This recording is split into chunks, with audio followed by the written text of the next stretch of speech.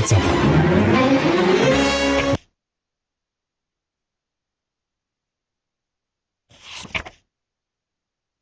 На Јованче му се чинеше дека темницата е црно ќебе, толку големо, што кога ќе се исклучеа сијалиците, темницата ќе паднеше врз собата и ќе ја покриеше. Јованче не можеше да си ги види ниту краевите од прстите. Боби, се плашам, му рече на својот постар брат. Зошто не си храбар како мене? Праша Боби. Јованче почна да плаче. Шш, рече Боби, потивко, бидејќи може да го разбудиш бебето.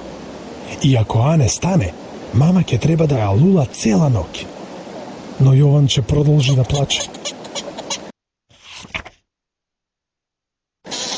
Ако престанеш да плачеш, ќе ти дадам да се играш со моите војници, рече Боби. Јованче престана да плаче. Ке ми дадеш? Праша тој. Ти ветувам, одговори Боби. И командантот? Праша Јованче. Да, и командантот. А сега ајде да спиеш. Командантот имаше светкави сребрени копчиња и вистински двоглед кој висеше на неговиот врат. Командантот не се плашеше од ништо, а и неговите војници беа храбри. Јованче толку многу ги посакуваше тие војници. Што ако Боби се премисли до утре? Подобро да ги земам сега, си помисли Јованче. Стана од креветот. Кога неговото босо ноџе го допре студениот под, се стресе. Што ако под креветот има чудовишта? Јованче скокна назад во креветот, го навлече кебето преку глава и ја побара раката на Боби. Боби рчеше. Јованче повторно помисли на војниците. Навистина ги сакаше. Полека, Јованче го спушти кебето и повторно стана од креветот.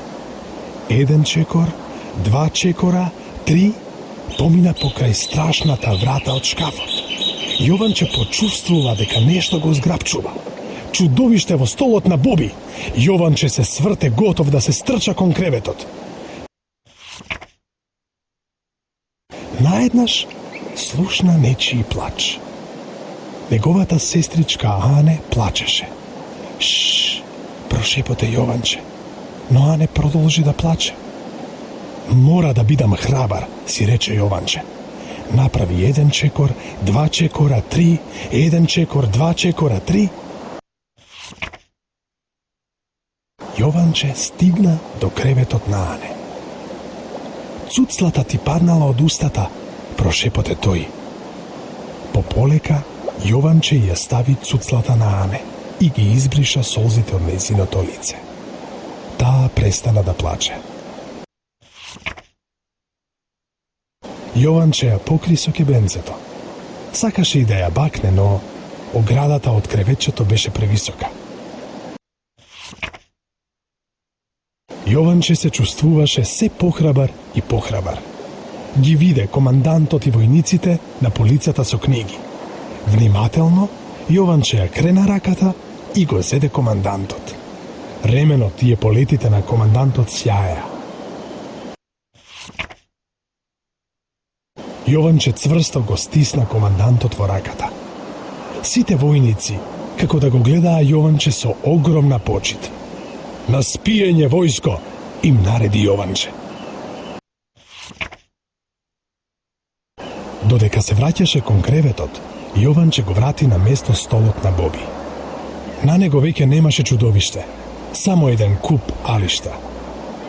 Јованче протрча покрај алиштата и си легна во креветот. Собата веќе не изгледаше толку темна. Јованче можеше да си ги види рацете и џуџињата на своите пиџами. Јованче го поткрена кебето и го стави командантот на неговата перница. Ке му раскажам на Боби за сите авантури утре наутро, си помисли. Јованче можеше да го чуе дишењето на брата си и звуците на цуцлата што сестра му не цицаше. Ноќта сега изгледаше пријателски расположена. Јованче ги затвори очите. Тој и неговиот командант заспаа.